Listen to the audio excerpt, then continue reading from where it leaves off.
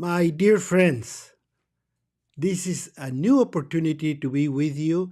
And believe me, from the bottom of my heart, thank you. Thank you very much for letting me in your lives, for allowing me to talk to you and allowing me to discuss things that I think are going to be very valuable, very important in your life.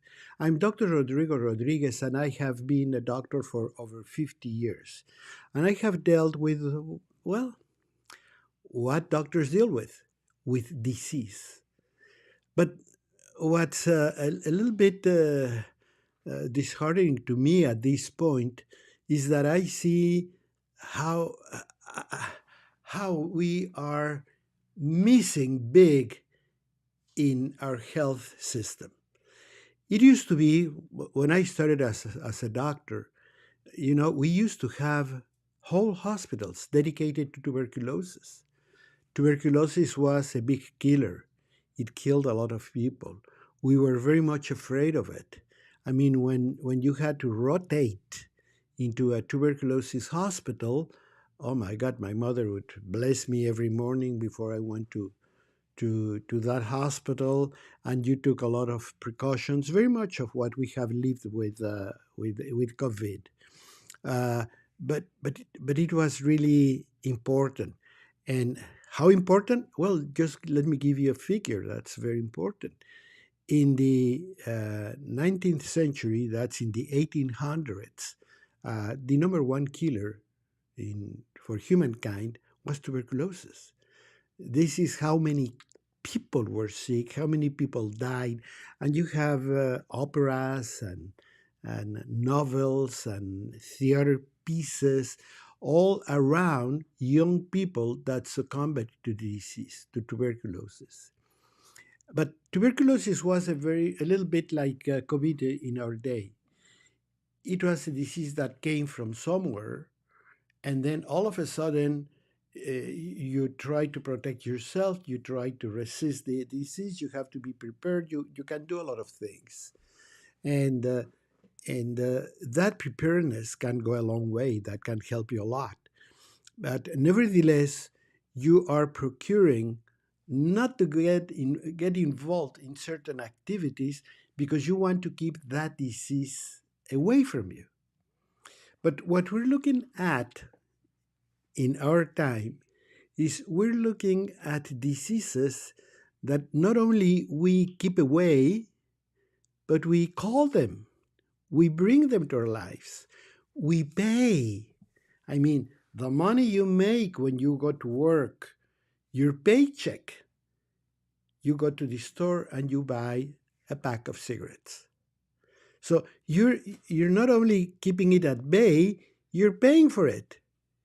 You're struggling to get it.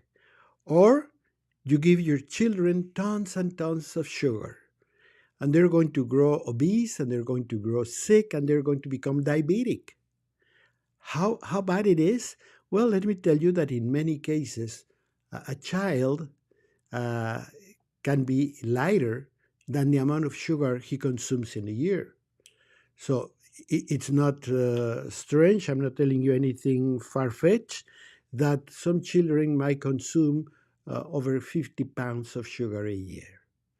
That's how critical it is.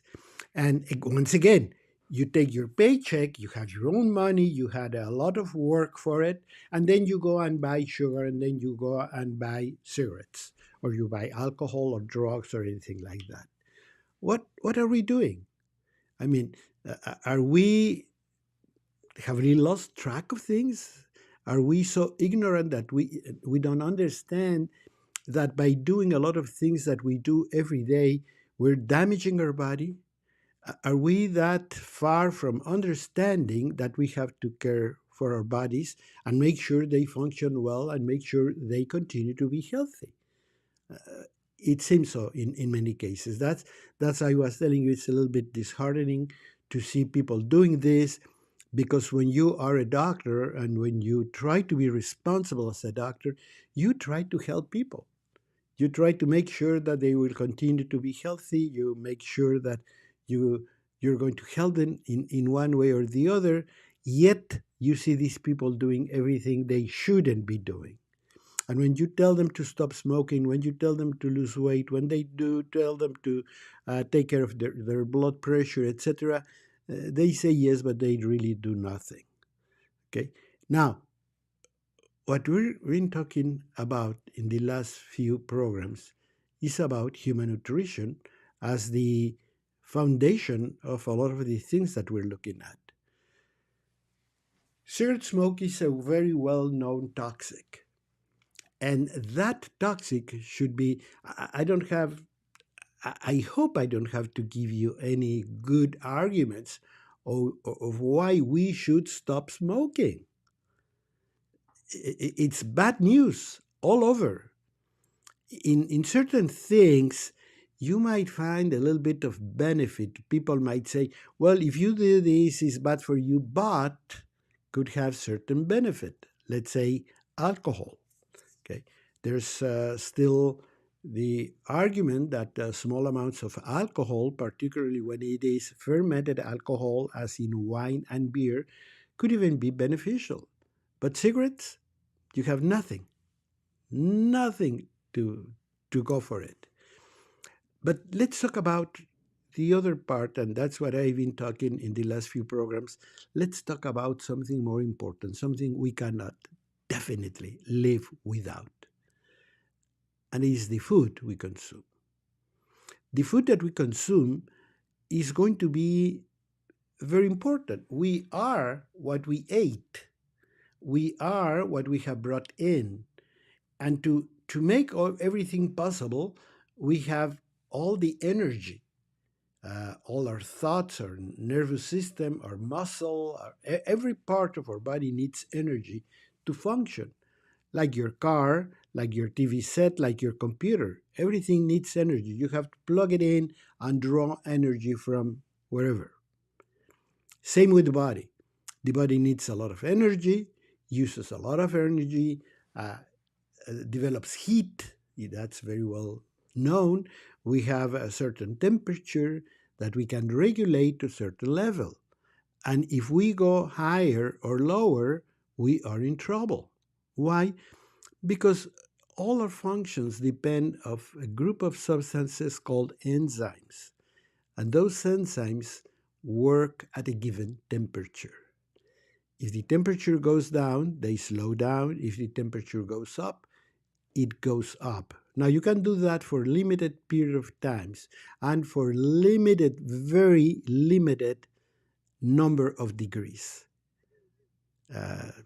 I can tell you that if, let's say, our temperature is 97, 98, if we pass 98, we begin to feel not very good. If we get 100, we are in trouble.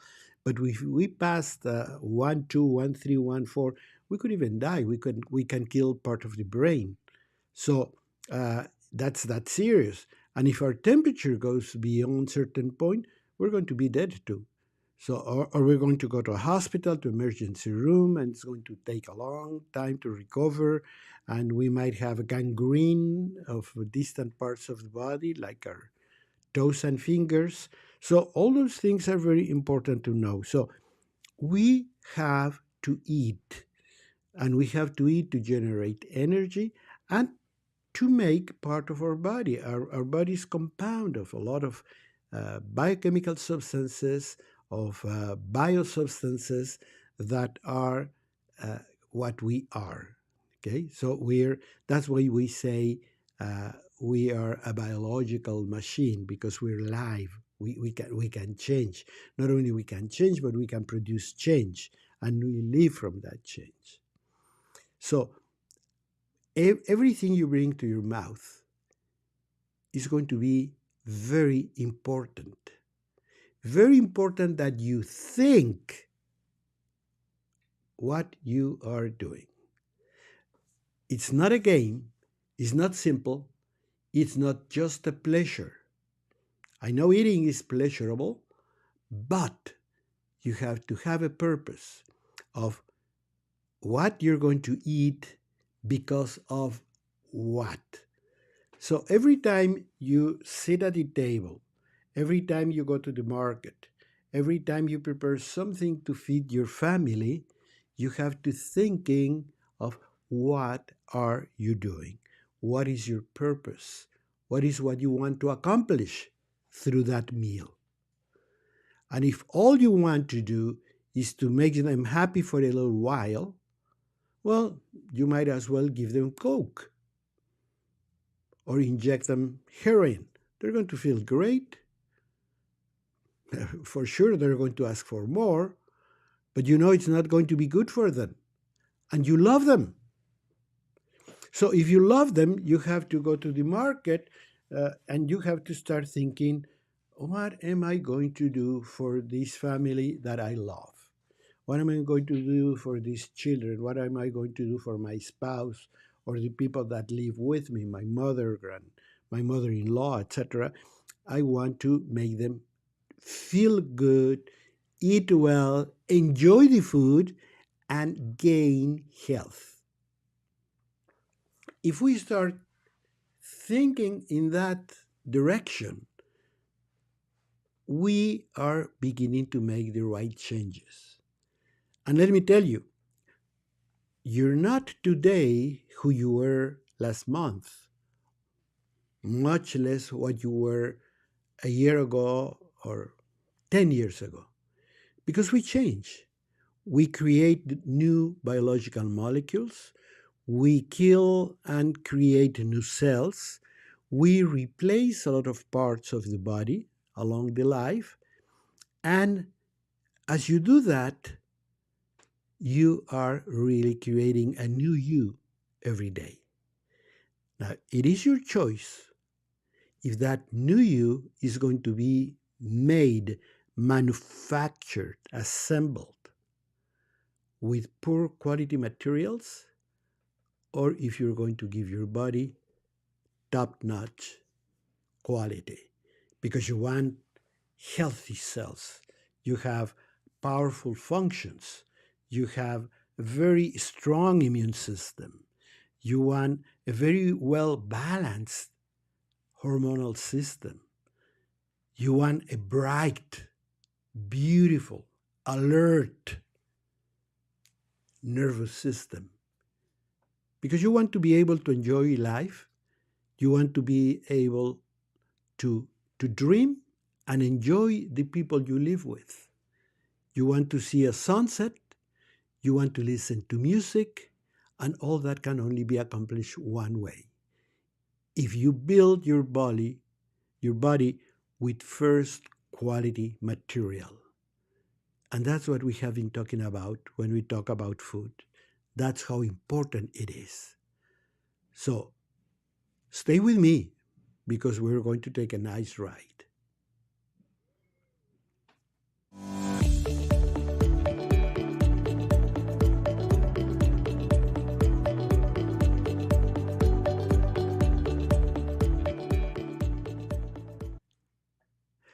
Friends, I'm back. And we've been talking about nutrition and why we eat and what we eat for. It's very important. And I'm very glad. You know, I'm coming to you. I'm Dr. Rodrigo Rodriguez, Medical Director of BioCare Hospital, and I'm coming to you through the courtesy of Truth Be Told Radio Network. I would ask you to please go to Spotify and search for Truth Be Told Radio Network, because you're going to find not only this broadcast, but over 150 hours of conversations. You don't have to listen all of them. You don't have to listen one whole program, but you can listen to certain parts that I'm sure are going to be important and interesting, and you can share them. I would appreciate very much if you share them with somebody else. If you give them the link, if you tell them about who we are, etc.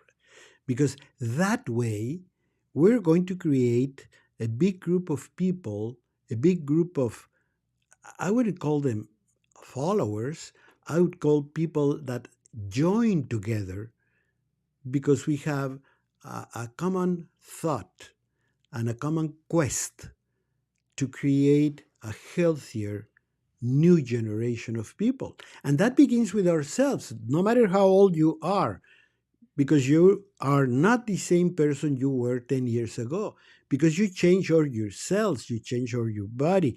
Your red blood cells are completely changed every 3 months. So you're becoming a new person, a new you every so often. And what we want to accomplish, and that's my idea in producing these programs, is I want you to create a new you of very good quality. Let's say I give you a house. I mean, I don't know you, but I love to watch some of those programs where they remodel and fix an old house. And you see these people that come in here and they say, well, you have this beam that's really saggy and it's not working very well. We have to replace it. Now, that's as the program goes. We can probably put a little bit here or there, which means it's going to sag in few years, or we can make this big change and put a big column here and another one there with a big, strong, sturdy beam that's going to hold for the next 100 years. But it's going to cost you a little bit more. And you know that people jump at it. They say, sure, that's what I want. I might not buy a new TV, but I want to know that I have a strong, beautiful house that's going to last for many years, that my children are going to enjoy for years, if not generations to come. It's the same thing I'm telling you. You have a body where your body is replacing cells every single day, and it's asking you for protein, and it's asking you for carbohydrates, it's asking you for fats. Well, get the best you can. Get the best you can, because you're going to have a strong, sturdy body, and all that money that you spend in creating that strong house, you're going to save in the future, because that house is not going to crumble, it's not going to leak, it's not going to give you problems. Same with your body. You create a better body, and then epidemics will come, health challenges will come, but your body is strong. And you know why? Because you provided your body with the best materials you can. And today I want to talk about carbohydrates. I have made a blog talking about fats. And when I talked about fats, I said it's lost in translation, because fats are so misunderstood that I would love if you can go to Spotify, search Truth Be Told Radio Network, and look for my blog in fats, that I hope that will help you to understand a lot of very important things. Now, say that we're talking about the same thing about carbohydrates. Carbohydrates are a very important group of nutrients. Why? Because they deliver energy to our body. Carbs are flour and starch and sugars. And what do we eat them for? To produce energy. They're a very special chemical group. They are all basically created the same way. They're created by plants. Carbs are a vegetable product. That's why it's so loved by vegetarians or vegans, because plants produce these carbohydrates with the influence of sunlight, with the energy of sunlight. What they do is they take two atoms. Carbohydrates are basically very simple molecules. They're just carbon, hydrogen, and oxygen. That's it. Simple. So when you put all these molecules together, what nature does is she wants to put them very, very close, very tight together. And it's like putting a spring between two things. Let's say I give you something, two blocks of wood with a big string in the middle, and I put it there and tied it, and then give it to you and say, use it to move something. And you get to your house, you put it between the wall and a heavy piece of furniture, You release the spring, and the spring is going to push the furniture. What did you do? You carry energy from one place to another. You had stored energy you could use later on. That's what nature does.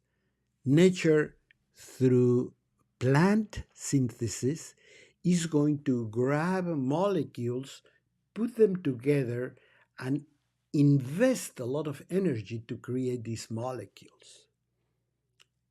Then you eat that plant, and your digestive system will turn them into simple carbohydrates. We're going to talk about that. So don't go anywhere, stay with me.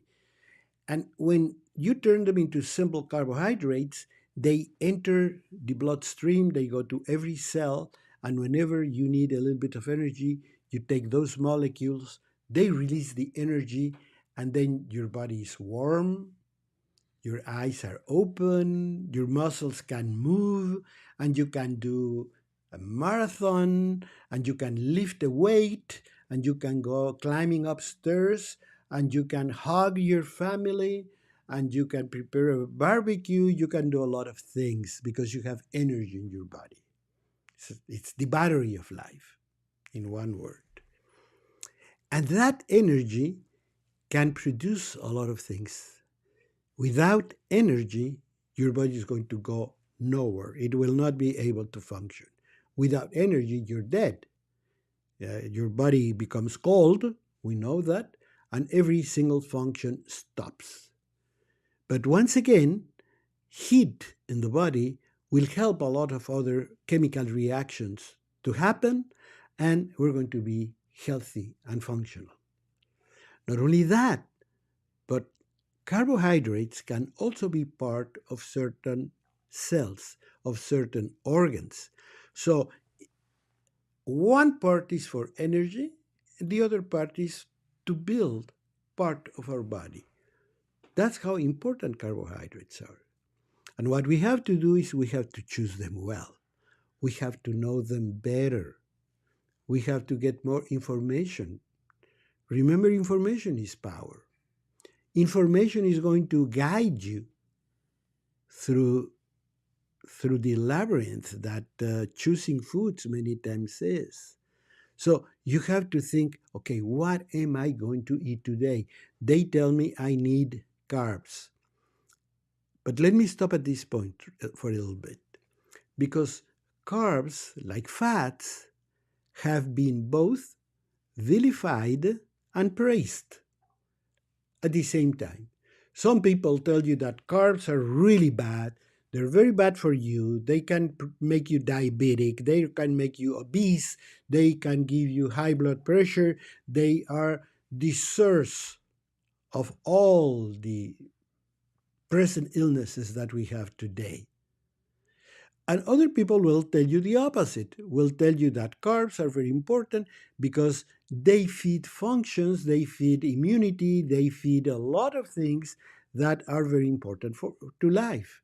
And then you say, okay, what's true and what is not? And what I tell you is we have to start using a little bit of common sense. You have to read things and begin by the beginning. And the beginning tells me, and literally, I'm not saying beginning lightly. I'm talking about Genesis, which is the beginning. The beginning tells me that after I was created, along with everything around me, trees and plants and animals and fish and oceans and air and everything, after all that creation, he told me, I give you these plants, these fish, these animals, this everything for your nourishment. I never read in Genesis nor in Leviticus, but make sure you do it a low carb. Make sure you do a keto diet. Make sure you do low fat. Make sure you do gluten free. It's not there. He provided us with all the foods that are on the face of the earth for our nourishment. Who could be better than him? Who can know more than him? So my first instinct is I trust you. If you said I should eat all these things, that's what I'm going to eat.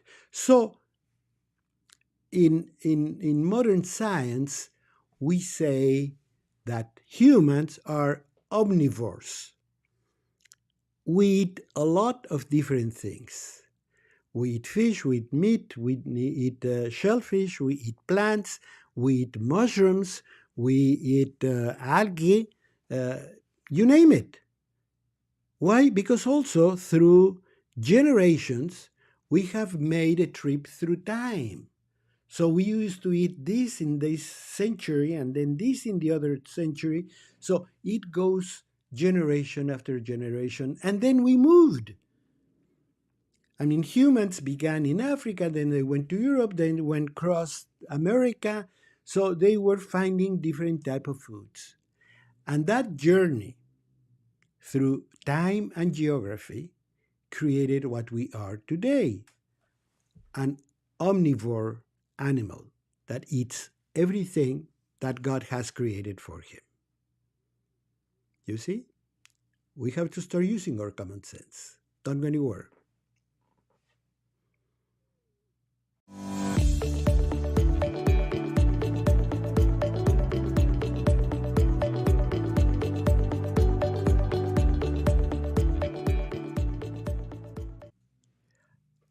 My friends, I'm Dr. Rodrigo Rodriguez. I'm in Truth Be Told Radio Network. And every Friday night, 7 p.m. Eastern Standard Time, we broadcast these programs, these blogs, whatever you want to call them. To me, they're one-to-one conversation. It's me with you who are gracious enough to let me in your car, in your living room, in your porch, and discuss things that I think are very important. Because as a over 50 years medical doctor, I have seen so many things that my frequent question is, I wish I could have told you 10 years ago, 15 years ago, don't do this, do that. And that's what I'm doing. I'm telling you what I know, what I have found, and how would I do things if I had my choice. And what I'm asking is that you listen, that you reflect on these concepts and say, I think this is important for me, or I think it's not for me really, this message, because I do this, I do that, whatever. But it's important that we think of it. It's important that every day, every morning, every part of the day, we make healthy choices. We say, no, I don't want this soda pop. Thank you. I want water. No, I don't want to get this right. I'm going to take these steps because I need my physical activity. No, I don't want you to take me here. I'm going to walk because we're giving it only the physical activity, but you'll give me some minutes of direct sunlight. It's a matter of understanding who we are, why we're here, who created us, and what are the rules of the game. And those are in your big book, the one that I think you have at home. All we have to do is open it and read it. And I would ask you to read two parts, which are very important for the medical world. One is just the beginning, Genesis, and the other one is Leviticus, which is actually the first health book ever written. If you start doing that and you think of all the matters that we have discussed in these programs, you will begin to say, okay, I think I'm beginning to understand. Because you have to understand you, where you're coming from, and where do you want to go to. Because if you do that, then you'll know how to do it. Then you'll know how to get prepared for future issues. You will know how to be very functional and ready and resilient and you name it. And enjoy life. That's why God put you here, to enjoy your life and to prosper and to love and be loved and share everything with your family. That's why it's important. But food plays a very important part because, after all, that's what makes us. Not only makes us physically, but makes us functionally. Without food, we couldn't function, we couldn't have any energy, we wouldn't have any immunity, our blood would not flow.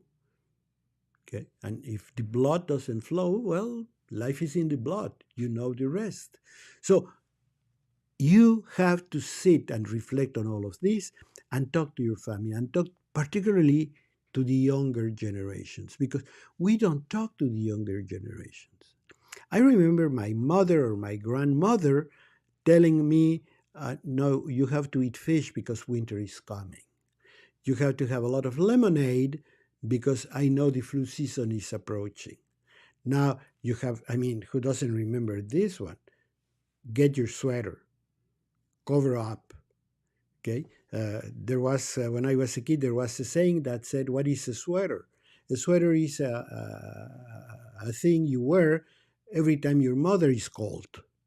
And it is absolutely true. They were very aware and very intuitive in how to take care of people. And today we're talking about carbs, about carbohydrates. And I invite you to send me all your questions, all your comments through the social media of your choice. Dr. Rodrigo Rodriguez, BioCare Hospital. I'll be very happy to try to guide you and give you an honest answer on whatever thing we're talking about. Well, when we say carbs, we were saying that many times it's misleading because somebody tells you that they're great, somebody tells you that they're very bad, that they're, the mother of all diseases, diabetes, high blood pressure, heart disease, blah, blah, blah. So carbs are bad. What you have to do is do a keto diet. You do a keto diet and then you're going to be in good shape. Stay away from that. I remember there was a researcher called Dr. Nathan Pritikin that always said that we shouldn't eat any carbohydrates because they were bad for you. And the thing is this, it's very simple. I was telling you that all carbs were created equal. They were created by sunlight on the vegetable world, which produce these high energy, these very potent molecules or biomolecules that are called carbohydrates. Now, these carbs, in turn, are really, for general terms, we're going to divide them in two categories. Simple, or we can call them refined carbohydrates, and complex carbohydrates. Once again, generally speaking, the carbohydrates we find in nature are complex. What does that mean? That they have long chains, they have a lot of carbon atoms, and they're associated with a lot of substances. And not only with other substances, but in general, carbs are associated with minerals, with trace nutrients, with vitamins, and very important, with bran and with fiber. Somehow, somebody thought that bran and fiber were a nuisance because it didn't allow for flour to become really, really fine. It gave a tint, a brownish tint to flour. So if I remove all the bran, and I'm not going to say remove, if I strip my grain from everything that God put in it, so I can have a very fine flour, a very white flour, oh, it's going to look so beautiful that Marie Antoinette in Versailles probably loved those for her cakes. But that's not the natural food. So, in general, carbohydrates that come from nature are brownish. Think of raw sugar. Think of whole wheat. Think of honey. See? So, all these products in nature that are rich in carbohydrates have this color because they're associated to certain minerals. One of them, very important, is chromium. Now, if you go to any health book, if you start finding out and you say, I have a problem with sugar levels, etc., etc., is there a supplement I can take? They're going to tell you chromium. Well, chromium was there in the first place. It was in your wheat, it was in your sugar, it was in your molasses, it was in your honey. But we stripped that because we wanted something white. I don't think they have been able to, because honey continues to be honey. But I'm sure if they had their choice, it would be absolutely clear. But that's not the natural food. Now, in general, the better looking, the more cosmetic type of product is a simple carbohydrate. It has stripped from many of its good nutrients. You're not going to have a lot of profit from those substances because they're just empty calories. So what's going to happen?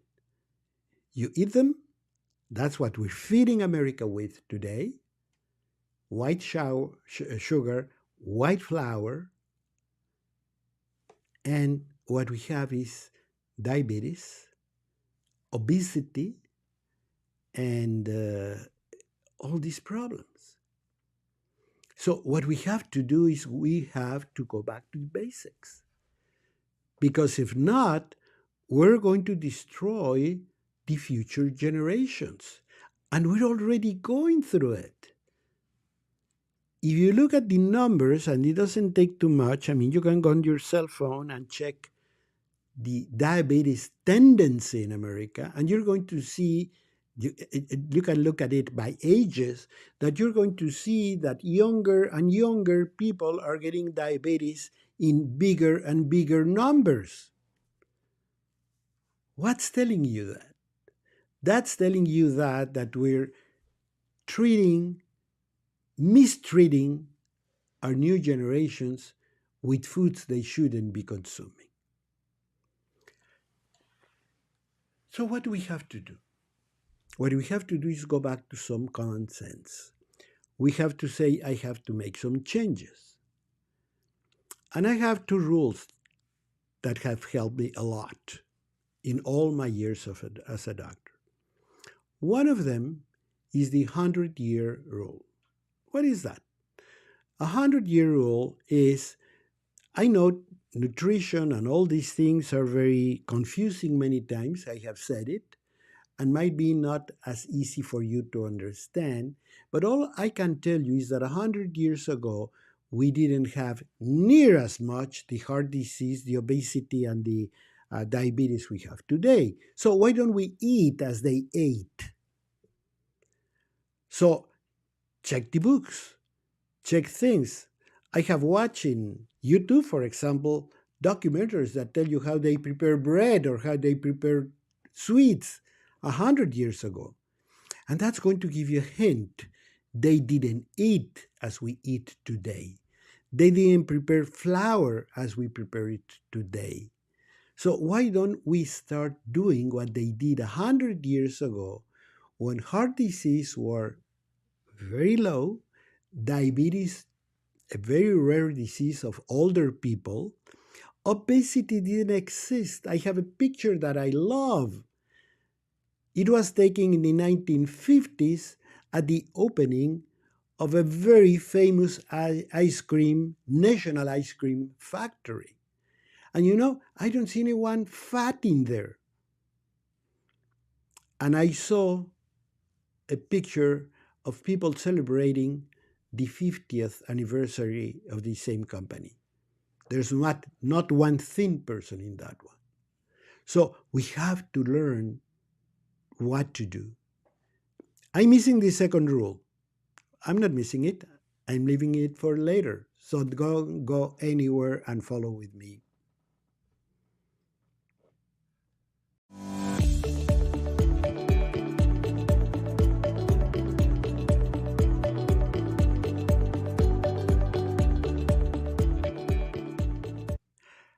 Friends, I'm Dr. Rodrigo Rodriguez, and I have been talking about carbohydrates today. And I chose carbohydrates because that's an issue where I get many questions. Because carbohydrates have been vilified by many people. We have a lot of fags and modes and call it whatever, where they tell you don't eat carbs or do a low carb or do a keto diet or etc. etc. And the question is, many people call me and they say, "Oh, doctor, what if I do this sort of a diet?" See, so now that's I thought I have to have an answer and to try to not only answer but to try to guide as many people as I can. And Truth Be Told Radio Network has given me that opportunity to go to your living room, to go to your car, to your workplace, and be able to talk to you, directly to you. Because you are the person I want to talk to. So if you listen, if you think of what I'm saying, and we can get some conclusions out of this conversation, I did my job. That's it. So the only way we can really do it successfully is by understanding what we're doing. I'm completely different from the doctor that tells you do as I do. No, I don't think that's smart. Do don't or do as I tell you. Uh, you have to do what you understand, because if you understand it, then you're not imitating nor you are obeying. There's only one we have to obey. And this message goes very much in tune with that belief. But what you have to do is to understand and say, okay, what are carbohydrates? Why do I eat them in the first place? Why do I need them? Why are they so pleasurable? See? And then you can say, okay, if I understand it better, I now know that I have complex carbohydrates, which are most of the natural carbohydrates, like whole flour and honey and molasses and all these complex carbohydrates that are in nature. Furthermore, let's say, I know people that tell me, doctor, I cannot have a banana because I'm a diabetic. Of course you can have a banana. Or people that tell you, no, I shouldn't have carrots because they have a lot of sugar.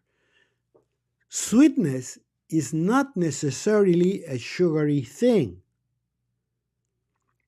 I'm going to give you a very simple example. You know, strawberries are very low in sugars.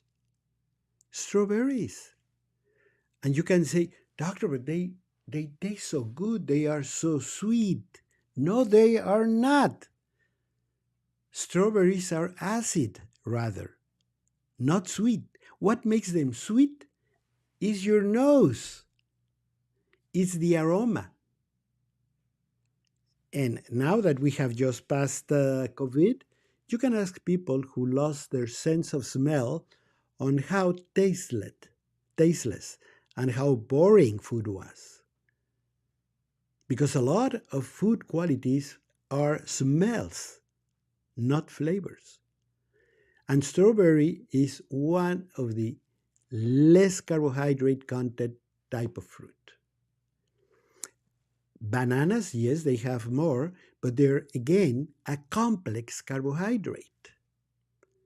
So, what means to be a complex? What it means is you eat it, and it's going to take time to get to your blood because it has to be digested. You take your banana, you take your rice, you take your beans. All those people tell you they don't eat them because they're carbohydrates. You take your carrot, and that food has to go through your esophagus to the stomach, be digested.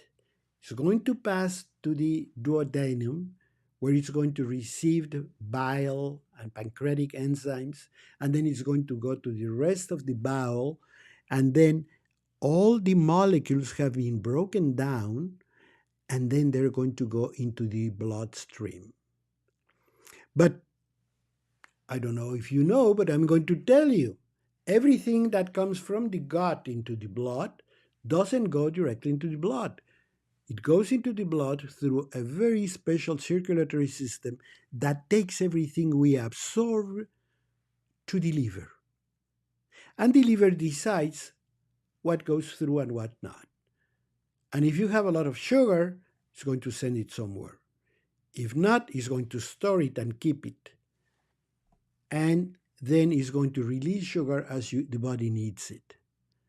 Now, when you have a teaspoon of sugar, which I could say an ice cream, a sugar bar, a candy bar, anything that's sugary. And remember that sugary could be a cracker, because many salad foods or salted foods contain sugar. Read the label. I almost panic when people tell me, "Doctor, I'm very conscientious about it. I eat healthy because I buy healthy." And they show me boxes. And I said, "Read the labels." I didn't know these had sugar. I didn't know that peaches in honey or in anything like that contain sugar.